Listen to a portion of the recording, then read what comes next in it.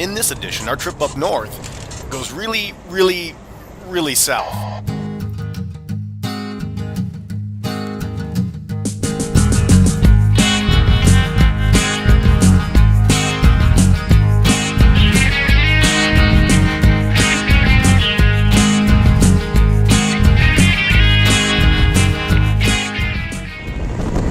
When we left off, we were putting Coldfoot in our rearview mirror. That is beautiful. And looking forward through the windshield to some of the most beautiful sights in Alaska.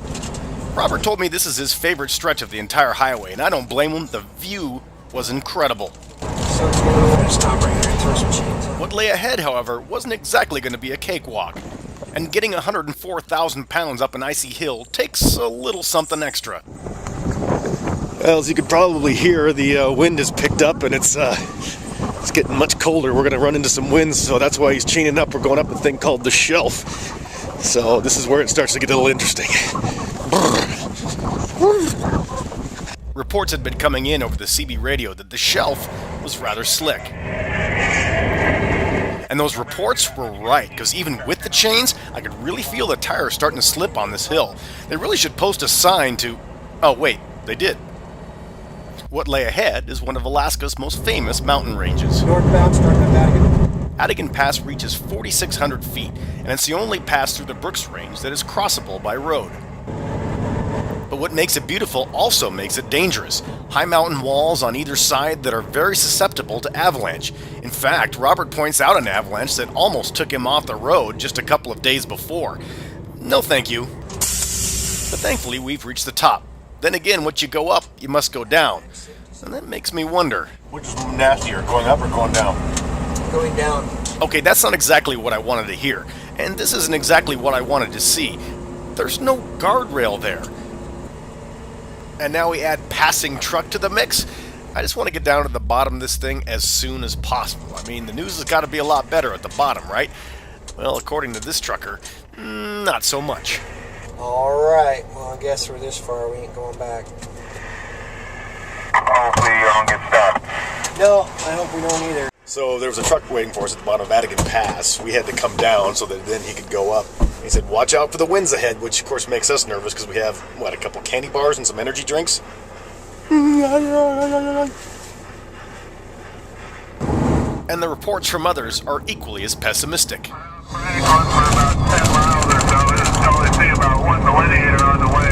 Okay, he said one delineator. What does that mean? And they said one delineator, which is how long? One delineator, 25 feet. 25 feet visibility. Yeah. So we're going to go check it out. And we're going to do that in the dark. In the dark. So if you can't see anything, it's his fault. Yeah. And actually, it's my fault. I'm the weather guy. What am I thinking? I'm starting to think as we leave Atigun Pass behind us that we may have left our best stretch of road behind us as well.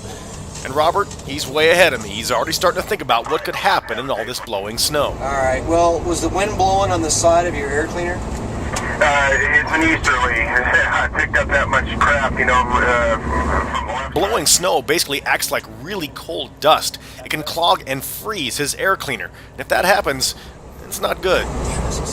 And those shiny reflections on the road are just proof that the road conditions, they're not so great either. Oh, it's pretty ugly. Between 36 and 30, the wind's blowing so hard and it's so damn slick that it was blowing loaded tankers over in the south end right now. If you ain't on the time crunch, I'd go in the morning. Seeing tracks along the side of the road where a truck is wiped out into the ditch, that's not helping much. Neither is seeing frost from all the cold outside on Robert's window. Are they just stopping for the night? Yep, they're not going to go in. But the final nail in the coffin was seeing the wide load trucks that had pulled off the road to spend the night out of the blizzard. Ah, but as for us... We're going in. This road is so freaking slick. And it doesn't take long before our duel with Mother Nature begins. Now, while the visibility is becoming a problem, Robert explains to me that's not our biggest problem. Our biggest problem is the slickness of the roads. Because when the road's not slick and you're driving through this stuff, you can make quick corrections and you find yourself going off in the ditch. Right now, the road is so slick I can't even put 5 minutes in to make a correction. And Robert's mind is still on his air cleaner, so while he gets out to check it, I decide to get out and see if I can maybe explain what's going on into the camera. but it's not happening. Now, any meteorologist would love to be out in this weather. But a good one knows when it's time to say enough is enough.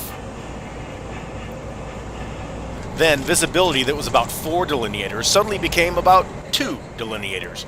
And then what was 2 suddenly became about 1. It couldn't get any worse, right? Well, Robert decided to find out. Is it still as bad up there? I'm at about 34 mile. I was just wondering if it was still as bad there as it was at Franklin. The reports back, they're not good. And obviously neither are the road conditions. And now we're adding another passing truck into the mix, and with 50-mile-an-hour sustained winds and ice, it's not good. And neither is the fact that we're beginning to notice that the snow is starting to drift in the roadway. But there is one positive sign. Dead horse, 20 miles. But the celebration is short-lived. This is terrible. Now we've got ice and wind and drifting snow. But as quickly as it started, Hey, we're up to, what, 5 or 6 delineators now. it showed signs of getting better. We should be able to see the lights of Prudhoe here in a few minutes. There we go. The lights of Prudhoe. After about 15 hours on the highway, Robert has finally ushered us both to safety. And when I spy the lights of the Carlisle trucking yard, I ask Robert, do you have any advice for those out there who want to become ice road truckers? Go to ak.com. Okay, I told him to say that. The first 13 and a half hours of this trip were relaxing and beautiful, but the last hour and a half have got me plain tuckered out. So I think I'll call it a night and maybe just dream about ice road trucking instead. Good night. It seems to me there's no better way to close off the winter season of Go2AK than in a town that's notorious for its winters. Well, that's going to do it for the Go2AK.com video blog winter series. Good place to wrap it up in Prudhoe Bay where it's 8 below and gusting to about 20 miles an hour. So I'm pretty ready for summer, aren't you? Big thanks to Aero Alaska and all the people who helped me out through this winter. It's time for summer. We'll see you on the other side. Ready for it, summer? Yes. Summer.